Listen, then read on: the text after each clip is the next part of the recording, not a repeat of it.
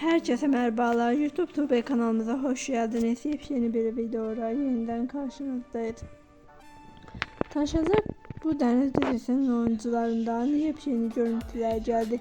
Biz de anında sizlerle paylaşıyoruz. Sizler de yeni videolarımızı izlemek için kanalımıza abone olmayı, videolarımızı like etmeyi unutmayın. Ayrıca videolarımızı yakın arkadaşlarla paylaşarak birçok insan izlemesine yardımcı olabilirsiniz.